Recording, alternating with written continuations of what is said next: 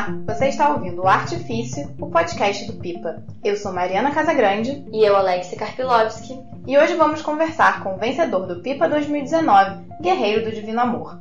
Guerreiro é filho de pai suíço e mãe carioca, nasceu na Suíça e hoje vive e trabalha no Rio de Janeiro. O artista é conhecido pela série Superficções, um conjunto de vídeos em que mistura ficção com realidade, ao contar a história da formação de cidades como São Paulo, Rio de Janeiro e Brasília. Oi, Guerreiro, muito bom te receber aqui no Artifício. Você esteve com a gente aqui no Prêmio Pipa no ano passado, quando você participou da exposição dos finalistas do prêmio e venceu a edição de 2019 com a série Superficções, que faz parte do seu Atlas Mundial Superficcional, um projeto que começou com pesquisa científica sobre a guerra econômica, social, racial e religiosa para o controle dos territórios e das populações. Então, Guerreiro, primeiramente, parabéns pela sua vitória aqui no prêmio. E para a gente começar a nossa conversa, eu queria que você explicasse um pouco sobre a sua trajetória, que teve início na Europa, antes de chegar ao Brasil, e passou pela arquitetura, antes de chegar na arte. Então, em que momento da sua trajetória teve essa transição para uma carreira artística?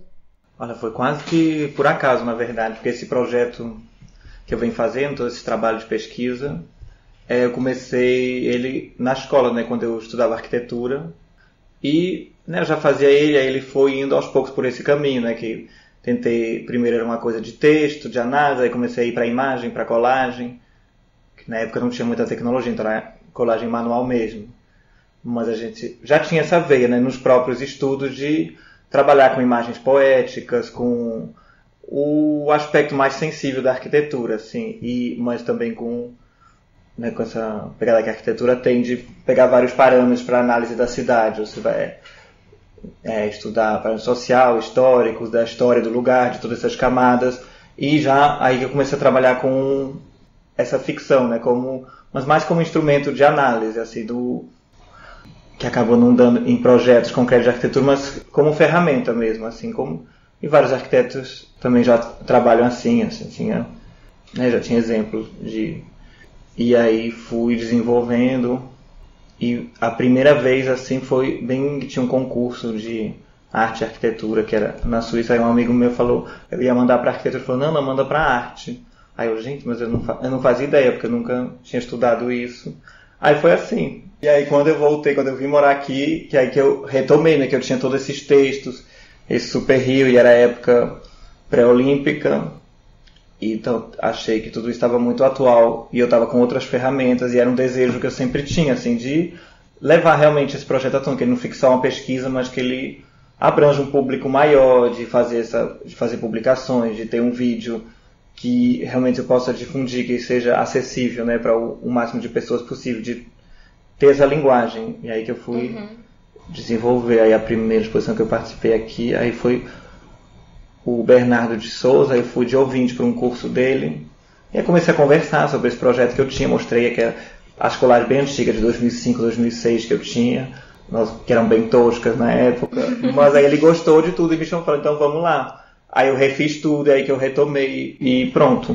E Guerreiro, uma coisa que eu fico muito curiosa, assim, porque você formou, a sua formação mais acadêmica foi na França, na Bélgica, mas você mesmo está falando aqui que tem essa relação com o bloco, com o Brasil. Como é que é essa diferença, assim, da sua relação com a Europa, que seu pai é suíço, sua mãe é carioca? O que você fazia exatamente na Europa, sua formação acadêmica, se tinham outros aspectos da vida lá? Como é que você... E essa relação com o Brasil? Então, eu cresci lá, né? Então, ia pra escola lá e tal. Mas, bom, minha mãe em casa falava português e tinha assim, volta e meia. Vinha pra cá, que tinha o resto da família. Aí meu pai, na época que eu fui morar com ele, na adolescência, ele estava junto de novo com outra carioca. Mas de outro contexto, completamente, né? Que era da Baixada, ela é ainda pastora. Então tinha sempre esse contato mais em casa. E aqui também com os amigos que acabei fazendo, amantes também, enfim, tinha sempre essa circulação e universos muito diversos aqui, mas era uma coisa bem fragmentada, que não chegava a viver aqui diretamente, mas sempre me marcou muito, tanto lá da natureza e todas essas pessoas, essas relações que eu pude estabelecer, tanto em casa Eu ficava muito intrigada, assim, porque a família, principalmente a família materna, né, era uma pessoa muito conservadora, muito racista, assim. E aí eu ficava meio... E lá, né, onde eu estudava, bom, não que seja perfeito nesse nível e tal, mas era relativamente todo mundo misturado, né? Então eu chegava aqui e via esses pedaços muito separados, assim, muito... como universos que não se comunicam, porque frequentava, né, a família da minha madrasta, na época a família da minha mãe, e depois outros amigos que eu pude fazer. E acho que o começo do trabalho o do Super Rio foi tentar entender isso, nessas relações de poder, de classe, de raça, assim, de tudo, como isso se articulava. Então você acha que por você ter vindo assim de um outro contexto, isso te deu uma visão diferente para alguma coisa que às vezes aqui a gente já está muito imerso, assim? Acredito que sim, no fim das contas, né, porque ao mesmo tempo estava dentro e fora, né? Você tinha ao um mesmo estranhamento, tempo, né? Tinha um estranhamento, mas ao mesmo tempo era a minha família, o pessoal com quem eu vivia. Mas estava fora, assim, cresci, estudei, era outro contexto. Não sei, assim, difícil dizer como teria sido, assim, se tivesse crescido aqui, mas...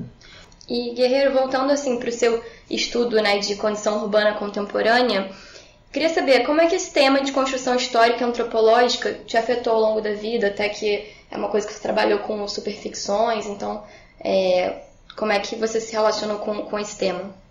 Como te afeta, né, essa questão? Você fala um pouquinho disso já, né, de como construção urbana, que o Brasil te chamou muita atenção para essas diferenças, né, de relações de poder. Como é que isso te afetou, né? Como é que você olhava para essa construção histórica, construção de cidade, construção urbana? Como é que te afetava esse tema, assim, que você decidiu transformar isso num trabalho? Que eu sentia isso no cotidiano, nas relações, já desde criança, eu acho, né? Que em função que eu podia me encontrar em diversos meios e o tratamento era muito diferente.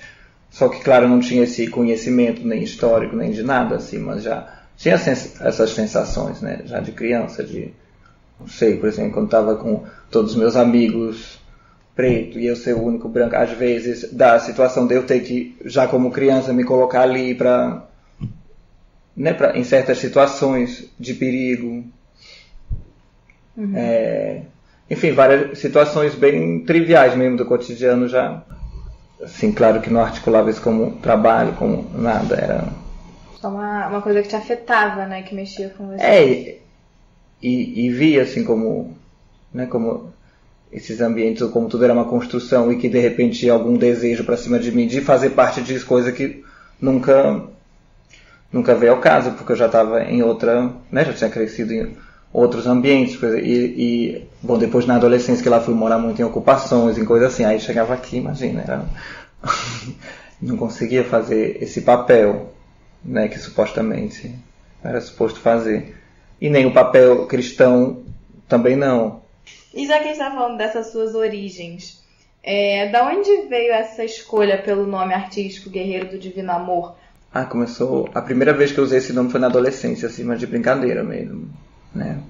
Na época da igreja tinha uma parte, assim, sabia que tinha gente que chamava assim, e aí tinha minha madrasta falou pra ir tocar numa banda, e aí Guerreiro já é meu sobrenome, né, por parte de mãe. E aí começou com esse deboche, falei, você é guerreiro do Divino Amor, e fazer uma banda de heavy metal lá, que eu, obviamente nunca fiz, mas porque tinha, né, essa coisa que tem muito forte, né, no mundo neopentecostal, de abranger todo o tipo de música, assim, de criar esse universo paralelo completo, de ter para todo mundo, assim, para todo mundo poder se sentir acolhido lá dentro. Então tinha o núcleo roqueiro, enfim, ainda tem, né, agora muito mais elaborado do que na época. Aí começou assim, aí depois quando eu fui fazer trabalho, assim, achava bonito o nome, eu sempre usei isso. E aí tirei o resto do nome e ficou só isso. Acho que no cotidiano, na vida cotidiana, como eu me relaciono, como eu vivo, acho que é importante pra mim, assim. Um marco, um guia, assim, uma coisa meio que me dá um centro, talvez. Virou uma identificação também. Sim, né? Normal, quando você usa o nome, ele vai pra fora, mas ele age pra dentro também. Sim. E é engraçado, né? Porque hoje eu acho que esse nome que você usa, ele acaba até surgindo de uma maneira irônica, né, em relação ao seu trabalho, quando você usa superficções e você critica também esse poder neopentecostal nos vídeos, parece um pouco de ironia usar esse nome do Guerreiro do Divino Amor, e que nem surgiu de uma maneira, né, irônica, ele só hoje em dia tem um pouco esse Acho tom. que é mais o contrário, assim, antigamente quando ele surgiu ele era muito irônico. Ah, é? Porque era pra brincar, que eu achava aquilo uma palhaçada, mas ao mesmo tempo eu achava divertido, eu queria me relacionar. E eu gostava, assim, não é que me sentia mal, assim, às vezes sim, né, quando tentavam fazer os exorcismos, esse tipo de coisa, já era mais pesado, mas se não, né, achava engraçado tudo, achava... Porque tem um lado divertido, né, nisso. Né? E nem a crítica, assim, é mais, na verdade, até observação, porque tá aí, assim, não sei se age contra, assim, mas é pra ver... Né, tentar entender a complexidade dessas relações entre, né, o poder da fé e o poder do mercado, assim como os dois se relacionam. Bom, que hoje em dia ficou mais evidente ainda, né, agora que eles tomaram realmente de fato o poder em todos os escalões, né, aí, mas desde lá atrás era entender como é que isso ia se tecendo, essas relações. Então você sente que é como se fosse um estudo que também tem uma reflexão estética, né? Você junta um estudo com a estética. E vendo qual... E a estética sempre for desenvolvendo, assim, o que seria mais apropriado, né? O que encarna, porque aí dá outra força também, que eu acho que se fosse um trabalho só... Assim começou assim, né? Porque era um trabalho só escrito, ele já não tem o mesmo alcance, nem a mesma força mesmo para falar as coisas, assim, ficaria incompleto, assim, não sentiria o mesmo peso. Falando um pouquinho também dessa questão estética, né, o júri de premiação considerou os vídeos das superficções muito atuais por essa analogia imagética que eles têm com a linguagem da internet, principalmente com os memes que a gente vê muito nas redes sociais. E na entrevista que você deu para o Camilo ano passado, quando você era um dos finalistas, você explicou que a escolha estética para os seus trabalhos desafia as convenções do bom gosto, do belo tradicional, do sofisticado, e abraça o kitsch, o popular, o pop, numa mistura que aproxima o pensamento teórico, a publicidade, a internet e a televisão. Então você falou na entrevista com o Camilo que seu trabalho tenta lidar com a complexidade do apocalipse. Então, que apocalipse é esse? De que maneira a sua linguagem estética, do acúmulo, da colagem, e de alguma maneira do precário, tem assim um papel político? Voltando ali no começo dessa estética, né? Porque todos esses elementos que eu vou tomar são muito carregados, né? Por exemplo, cada grupo social vai produzir sua própria estética, até cada fonte, cada cor, cada jeito de apresentar, já vem carregado de se é uma coisa chique, se é uma coisa tosca, se é uma coisa mais ligada a uma tradição, a outra, a cada... Né, tudo isso é muito bem estudado, assim, inclusive, né, com padrões matemáticos e tudo. Né, marketing virou uma disciplina científica muito forte, aliada com a tecnologia, então ele tenta brincar com isso. Aí, e acho que cria meio um curto-circuito, assim, que juntando tudo isso, daquele jeito, ver, né, como tudo isso acaba sendo uma construção, assim, que interfere nas nossas vidas, no jeito que a gente vai consumir, se relacionar, a imagem, tanto que a gente vai ter... que cada um vai ter de si, dos outros, enfim, e a todos os níveis, né? Tanto na cidade como no país, um país do outro, enfim, tudo. E aí, isso para falar da estética, né? Que eu tinha começado um pouquinho. Aí o apocalipse, essa ideia do apocalipse, ela veio aos poucos, né? Apesar que todo mundo falava, gente, é uma coisa muito... Mas no começo não era o primeiro pensamento. Assim, tinha até no primeiro de Bruxelas, assim, de ficar observando, isso foi em 2005, essas lutas, assim, de infiltrar todas essas equipes de promotores, de grandes corporações. Eu fiquei muito assustado, assim, de ver esse comportamento de guerra mesmo, bélico, de conquista, vocabulário de conquista e aniquilação de territórios das pessoas, assim, era realmente tentar criar um exército. E nas igrejas também tem muito esse vocabulário de exército, de alistamento e de conquista, assim, um negócio muito proativo. E aí aos poucos, né, com os anos que eu fui desenvolvendo, realmente essas lojas foram tomando uma proporção maior, até tomar o poder. E a época que eu fiz o capítulo de Brasília, foi bem a época da eleição lá em Brasília, que eles, dessa tomada de poder, e em Brasília, assim, numa cidade que já foi construída com esses moldes, né, como tem essa metáfora da cristalização, né, que todas essas estruturas sociais escravocratas estão muito presentes lá na própria construção, assim, de como, né, da estrutura da cidade, do afastamento, do espaço, das pessoas das circulações todas que são feitas para as pessoas nunca se encontrarem, dessa, né, coisa árida e toda calculada. Aí que eu tive mais a sensação do apocalipse já em curso. E realmente, assim, hoje em dia a gente vê esse discurso, né, um caminho, uma aceleração do apocalipse, assim, com todo.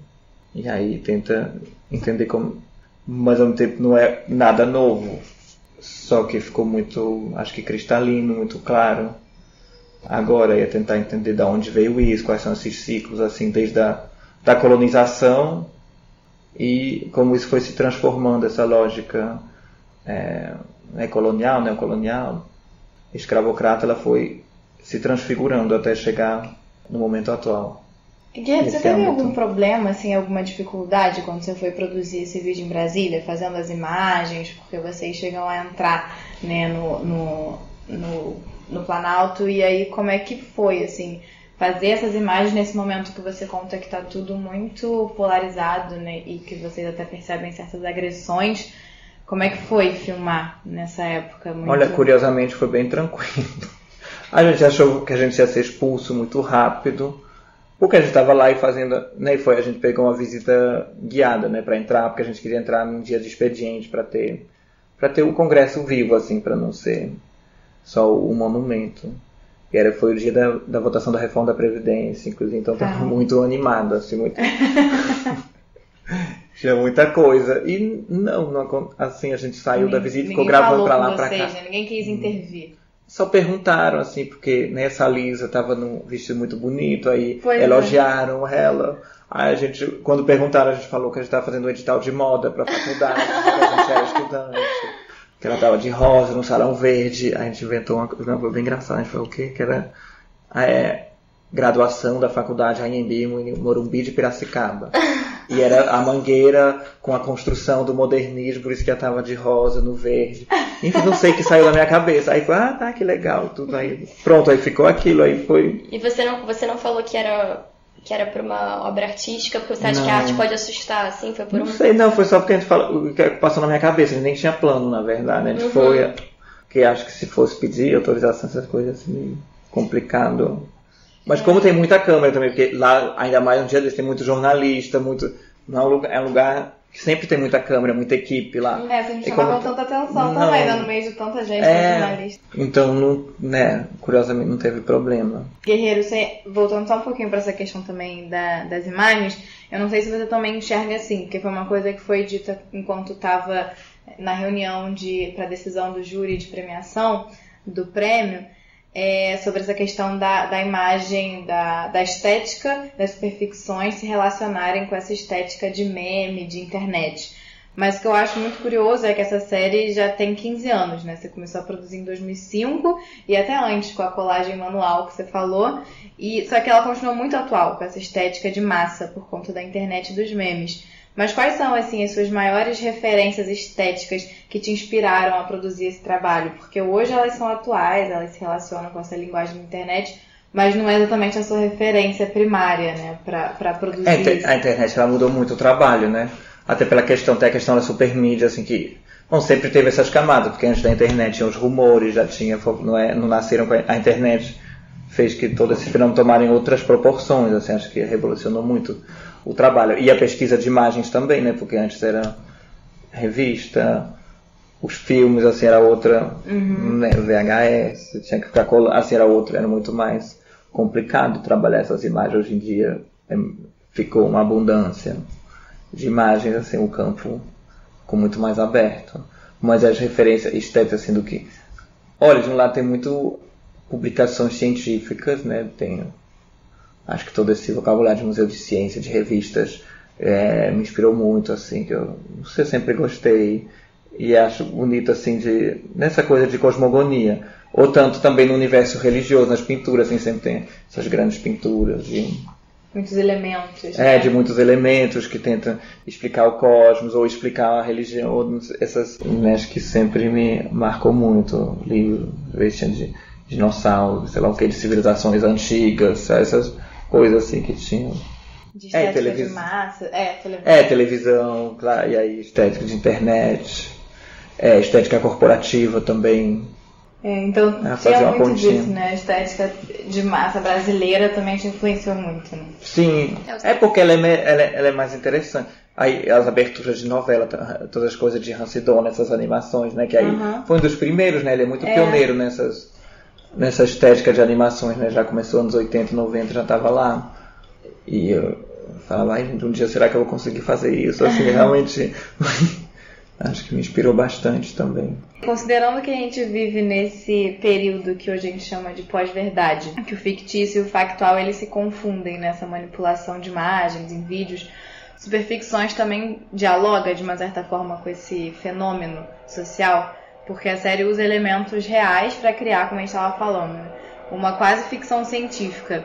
Mas qual é a sua crítica ao fazer essa manipulação voluntária, né, na história brasileira? Você pega coisas reais e você escolhe manipular. Você também está fazendo uma crítica a essa invenção de notícias, a fatos fakes que a gente vê.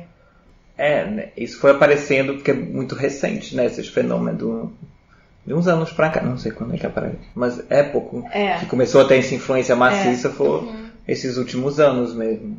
Então era mais as ficções de base já do Brasil, como a ficção de democracia racial, assim, essas coisas mais antigas, assim, que são... que pode, não sei, é outro patamar, é outro tipo de construção, mas que são muito presentes ainda, assim, que criam toda...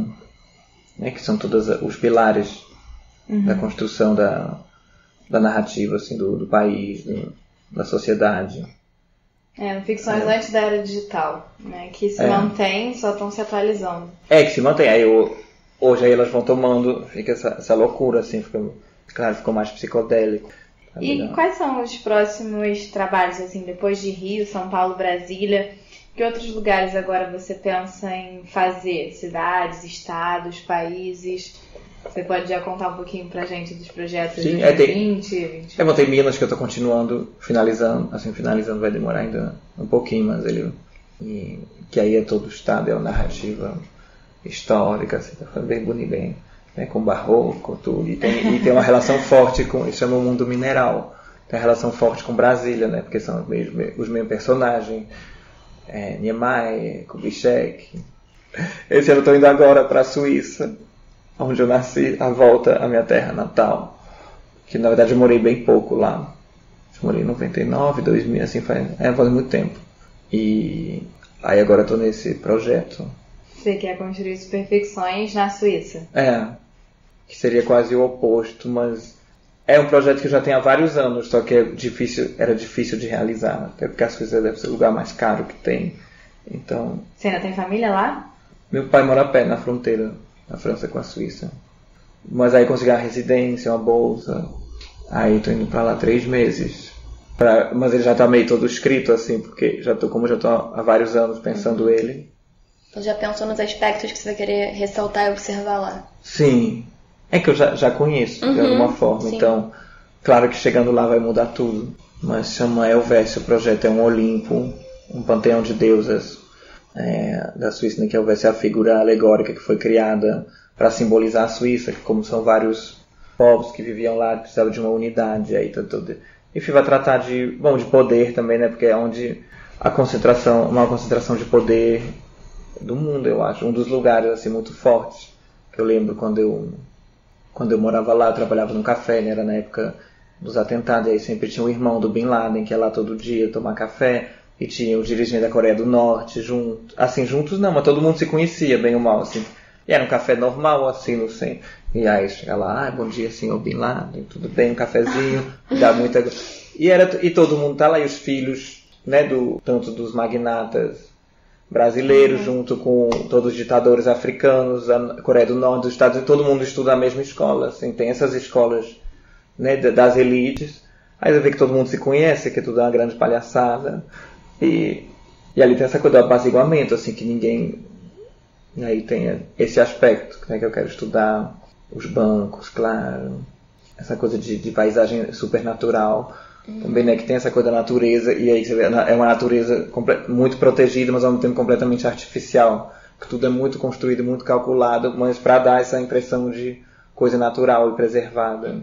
Enfim, tem muitos temas, assim, acho que vai ser bem interessante, porque é outra estética, a estética suíça é uma coisa, assim, e é o símbolo da pureza, da beleza no mundo inteiro, assim, tudo, logo que tem uma coisa bonita, é a Suíça, né, tem essa coisa, a Suíça pernambucana, a Suíça aqui na Serra Carioca, e no Brasil, Japão, na Índia. Acho que, principalmente ano passado, assim, quando se discutia política, né, não, porque a Suíça é usada muito como exemplo. É exemplo de democracia, né, que é tipo o cúmulo da democracia, e ao mesmo tempo que abriga todos os ditadores, tem muitos paradoxos, mas ao mesmo tempo tem as empresas mais vorazes do mundo, tipo Nestlé, por exemplo, é de lá, que aí é uma questão também com essa coisa da alimentação, porque Nestlé, né, uma dessas maiores, com Coca-Cola, com as outras empresas muito predadoras, da água, da questão dos recursos mesmo.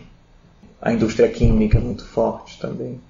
Então, país que se apoia nessas indústrias, mas para criar um paraíso, enfim, eu não sei como é que com essas deusas, esses valores sagrados, que representam essas coisas belas e por baixo mexem os pauzinhos, né? E tem essa...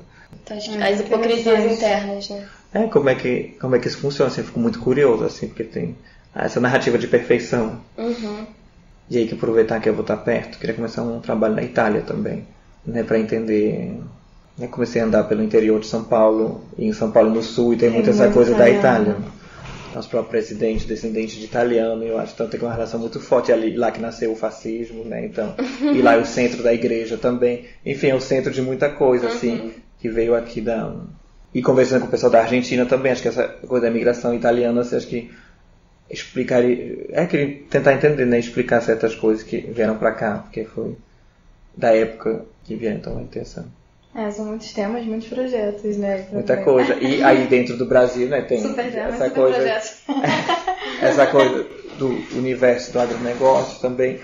Agora indo pro norte, Maranhão, Pará, vai ter, mas aí vai ser pra depois, assim, que é um universo muito complexo que precisa... E um território enorme. Precisa de muita imersão, né? Muito estudo. Porque você chegou a mencionar na carta de intenção que você pensava fazer sobre a Amazônia. Isso também foi uma coisa que foi muito forte, eu acho que pro júri, porque foi bem a época da Amazônia. Depois começou a queimar. Eu falei, misericórdia, como é que vai? Credo. Que desafio, né? Assim, o desafio. Não, vai acontecer. Eu acho que tem que ver, começar a sentir, já vou juntando documentos, né? E Guerreiro, para fechar assim a nossa conversa em clima de carnaval, eu queria que você falasse um pouquinho da participação, né, que você tem no coletivo Bonitos de Corpo, que sai pelas ruas do Rio em performance que satiriza o culto ao corpo. Então, como é que essa parceria em um coletivo de carnaval, que é a maior festa popular do mundo, também dialoga com o seu trabalho, né, essa formação das cidades?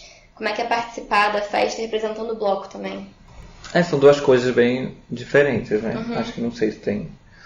Teve um vínculo, como eu falei antes, né? Porque eu comecei a usar essa estética, assim, a brincar, a experimentar muito, fazendo os cartazes, os videozinhos do bloco. Começou meio assim, então teve esse papel de experimentação. Mas aí o bloco é o oposto, né? Porque o trabalho ele é todo pensado, é muito racional, né? Tem um lado... E isso seria o oposto, porque nada assim, não tem... A gente procura realmente esse momento de liberdade. Então, Guerreiro, eu queria te agradecer pela sua participação, por você vir aqui ao Artifício conversar com a gente. Muito obrigada pela conversa, foi um prazer. Obrigado a vocês. Muito bom pelas perguntas. E parabéns pela vitória também, né? A vitória do prêmio em 2019. Foi muito bom ter esse trabalho em conjunto, trabalhar com vocês. Espero que a gente continue aí trabalhando, acompanhando os projetos na Suíça, em Minas, Amazônia, Itália, onde for, que a gente possa continuar acompanhando. Obrigada, muito boa conversa. Obrigada. Obrigado a vocês. Você pode saber mais sobre o Guerreiro acessando o site premiopipa.com e buscando na barra de pesquisa Guerreiro do Divino Amor. Obrigada e até a próxima!